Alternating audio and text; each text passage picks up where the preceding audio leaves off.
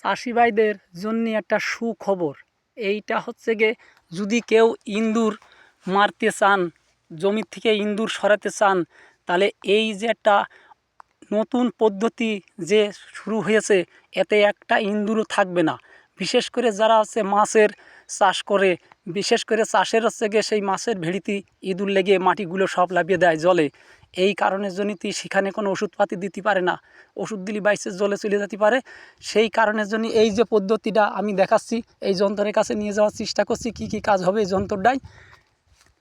এই দেখেন, এখানে নিয়ে যে আপনার কোনো রকম কিচ্ছু করতে লাগবে না, মাত্র একটা বোতল। এই বোতলটা আপনি হচ্ছে গিয়ে নিয়ে যে কোনো গর্তর কাছে নিয়ে যে ওখানে এইভাবে বসিয়ে দেবেন, আর বোতলের মুখটিটা আপনি খালি রাখবেন, মুটকি থাকবে না, হাওয়া আসবে।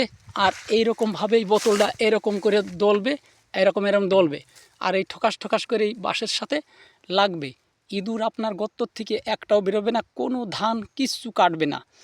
গমের খেতে যেখানে হোক আপনি এইটা দেবেন, আপনার কোনো রকম ইঁদুর আছে গিয়ে আপনার কোনো ক্ষতি করতে পারবে না। দেখবেন যার যেখানে যে অসুবিধে হোক, আপনি এইটা টাঙিয়ে দেবেন, ইঁদুর থাকবে না। বিশেষ করে গোডাউনই আছে গিয়ে যদি এই খোপাটা না পোতা যায়, এটা বস্তায় বালি দিয়ে সেখানে এরকম করে দেবেন, এইটা ঝুলে থাকলেই ইঁদুর কোনো সমাজ জনই হচ্ছে গিয়ে গোডাউনও ঢুকবে না, কোনো জায়গায় যাবে না। আপনারা ভালো করে যদি না জানেন, তাহলে এটা দেখিয়ে নেন ভালো করে কিভাবে রাখতে হবে। এইভাবে এখানে বালির বস্তার ভিতরে দিয়ে গোডাউনে দিতে পারবেন, গোডাউনেও ইঁদুর থাকবে না।